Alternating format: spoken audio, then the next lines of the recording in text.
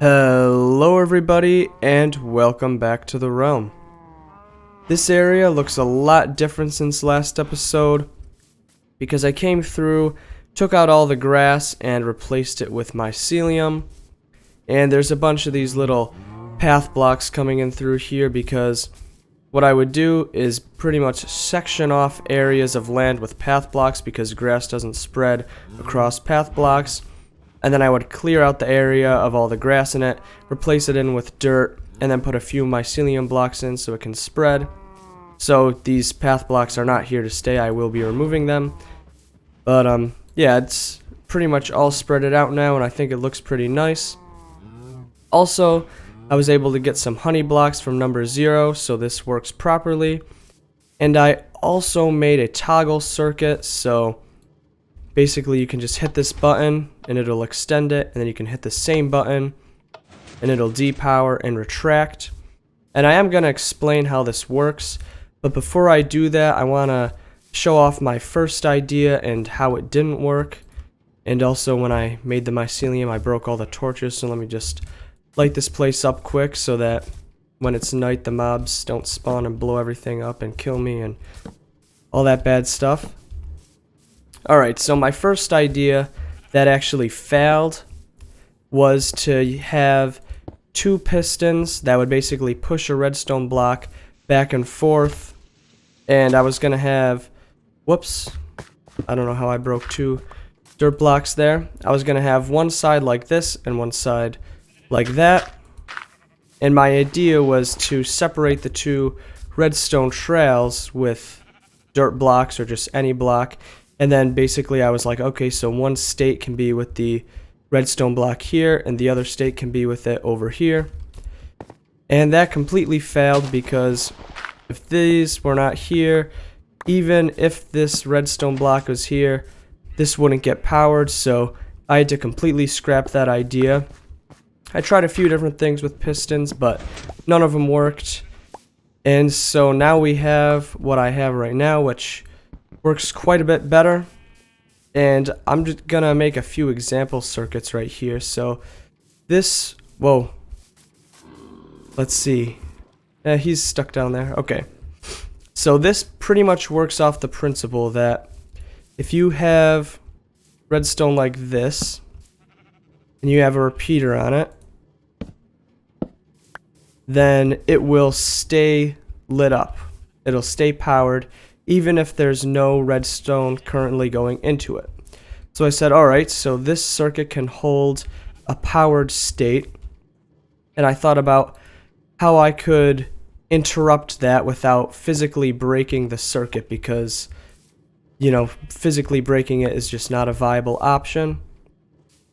And so I experimented with comparators a bit, and what I realized, so if we set this circuit to on, and also, by the way, you need to right-click it so that this front torch comes on. Boom, that breaks the circuit, right? And then from that point forward, I just needed to figure out how, once this was depowered, how I could pretty much re-put the power back in. And that's the circuit that I have over there. That's what that does. So I'm going to go over and try and explain it. Pretty much. So right now, this is not powered. Well, here, let me start with it powered just because that's a little bit easier to explain. Ow! Okay, I'm actually going to go sleep quick. Okay, so back to this.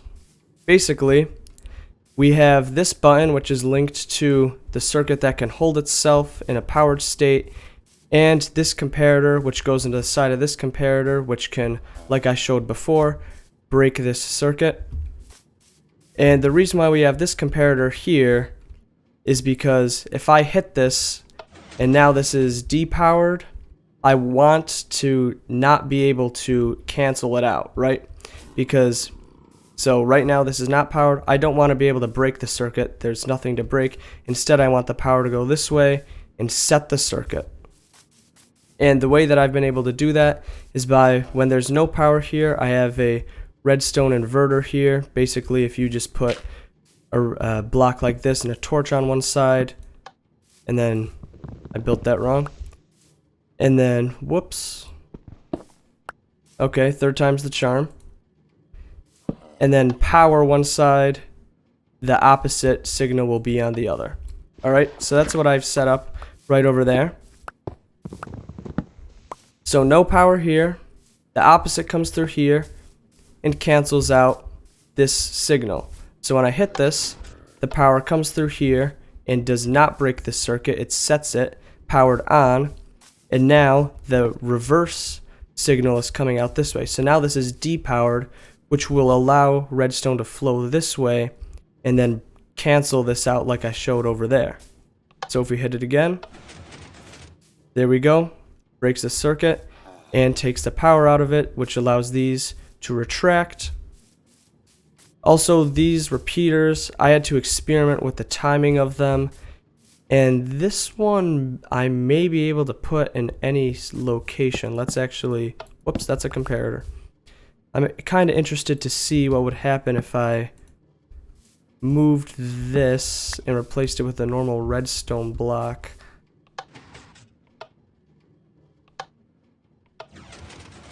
Okay, so this still works. It just is the timing that I needed. Yeah, so that's how I made the toggle circuit. I hope I explained that well.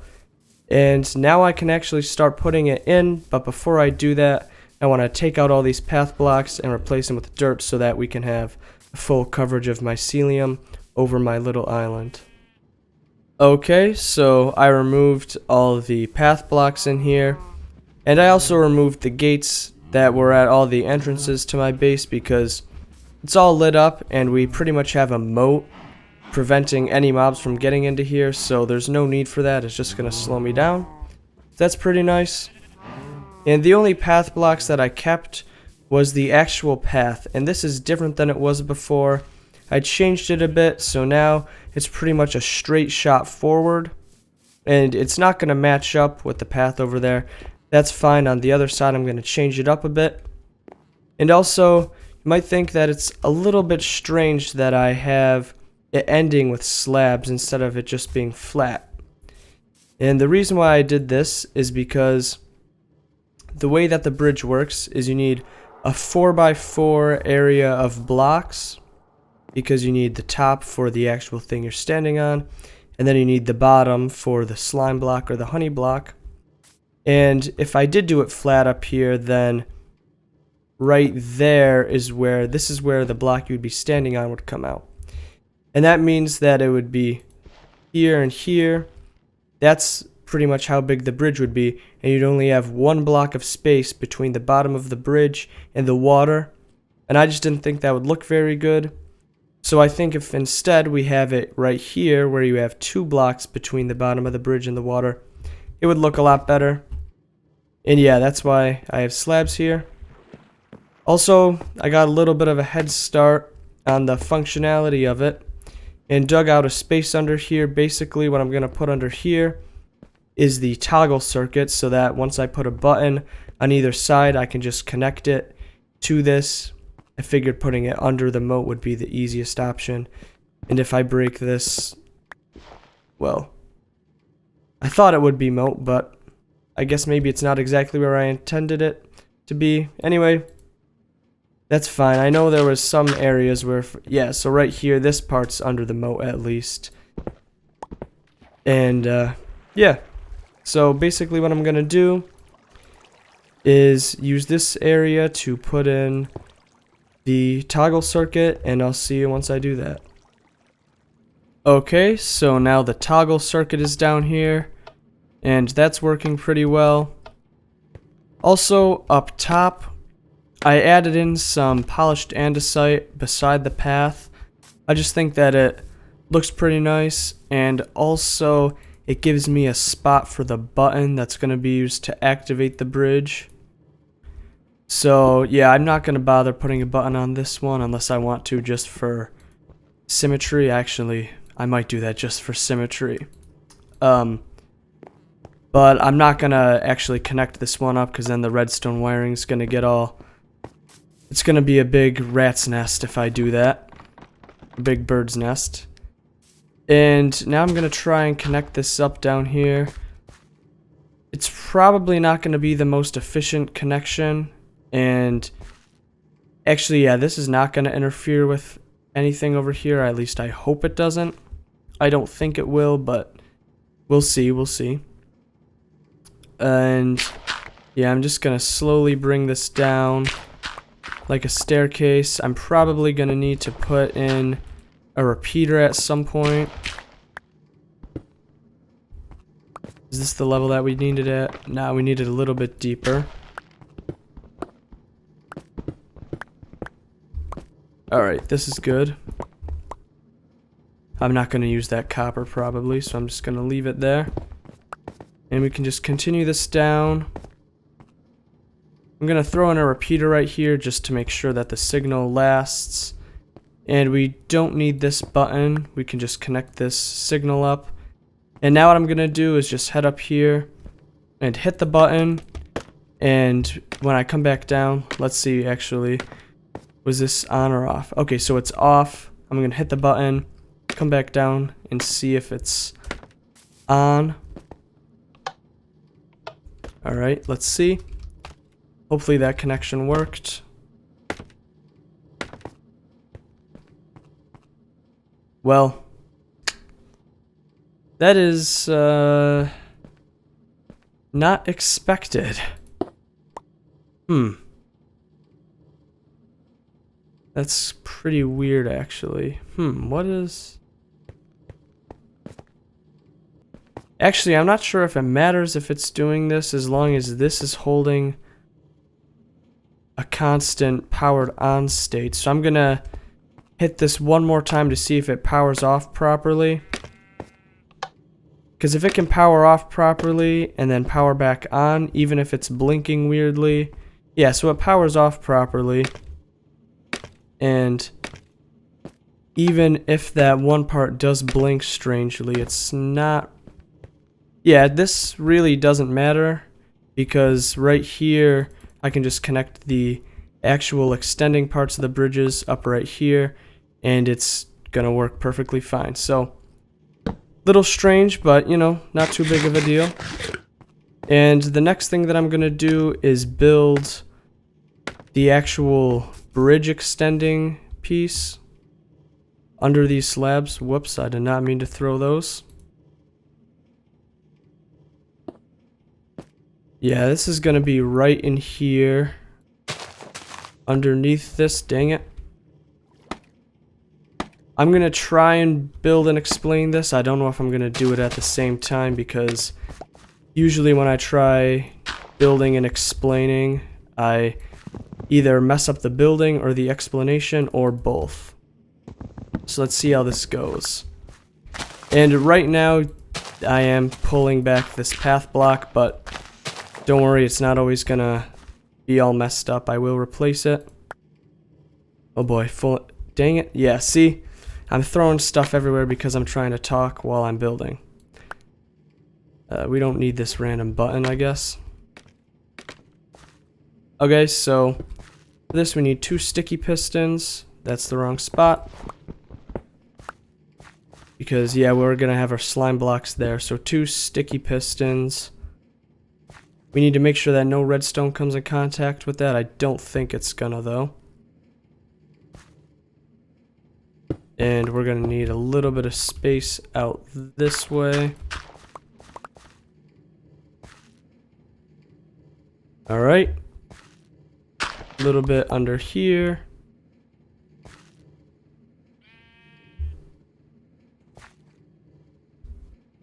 Oh man. Gotta break so much for this to work. And okay, this is actually gonna be an issue because right now if I want to connect this up the way that I did over there, it's gonna interfere with this redstone line.